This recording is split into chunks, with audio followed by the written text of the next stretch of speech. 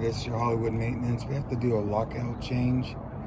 I want to show you how these Falcons do it. They're super easy. You have to have a control key. You just stick it in there, turn it like a 1/4 inch, and it folds right out. See how it works right here? See that come down? That's what locks it in. That's what pulls it out. So come on the other side.